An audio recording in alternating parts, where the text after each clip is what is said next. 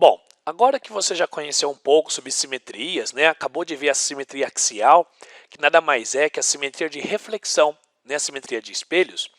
Vamos estudar agora um pouquinho, então, sobre um outro tipo de simetria, a chamada simetria radial. A palavra radial, às vezes, ela é chamada de circular, tá? Então, simetria radial, simetria circular, a ideia é a mesma. Então, como o próprio nome já diz, né?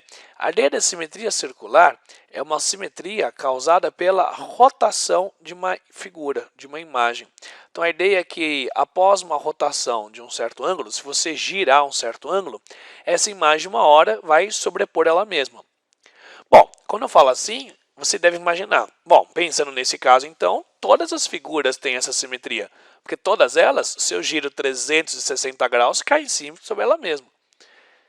E faz sentido mesmo. Então, para a gente não confundir e não cair nesse problema, vamos convencionar o seguinte. Toda vez que eu falar para você girar um ângulo para a figura cair em cima dela mesma, esse ângulo não pode ser 360 graus. Combinado? Tá? Então, quando você está rotacionando uma figura, girando uma figura, se ela cair em cima dela mesma, uma hora, essa figura tem a chamada simetria radial. Ok? Bom, olha nessa próxima imagem, que você vai ver mais um exemplo um tanto interessante. Olha que legal essa construção que fizeram. Fizeram aqui uma figura que apresenta a simetria radial. Ou seja, se você for girar essa figura durante um certo ângulo, existem vários ângulos onde a figura começa a cair sobre ela mesma. Né? Então, é interessante às vezes descobrir qual que é o menor ângulo. Vou chamar de ângulo alfa. Quer dizer, qual que é o menor ângulo que você tem que girar para a figura cair em cima dela mesma. Então, você percebe o seguinte, esses angulinhos são todos iguais, justamente pela figura ter apresentado a ideia da simetria radial. Né? Então, o que você pode imaginar, para poder achar quanto é o valor desse angulinho, é poder pegar 360 graus e dividir por quantas partes tem a figura. Então, se você tiver uma figura, no caso da caneta aqui, né, dividida em várias partes, se você conseguir contar quantas canetas tem, vamos contar, ó, 1, 2, 3, 4, 5, 6, 7, 8, 9, 10, 11, 12, 13, 14, 15, 16. Então tem 16 canetas. Então se você quiser achar esse ângulo, às vezes eles chamam de ângulo de rotação, é só pegar o 360 graus e dividir por 16. Ok? Então desse jeito você consegue descobrir o menor ângulo, o qual você tem que girar uma figura para que ela caia em cima dela mesma. Tá?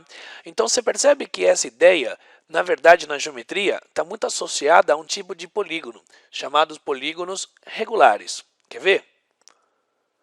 Bom, então aparece aqui na tela para a gente alguns polígonos regulares. O triângulo equilátero, o quadrado, o pentágono regular. O que muda de um polígono para o outro é a quantidade de lados que essa figura tem. Tá bom? Então é interessante você descobrir que, por exemplo, um triângulo equilátero, se você conseguir girar ele um certo ângulo, você consegue encaixar ele em cima dele mesmo. Como é que eu descubro o ângulo de rotação? Nesse caso, você pega o 360, como um triângulo tem 3 lados, você vai dividir por 3.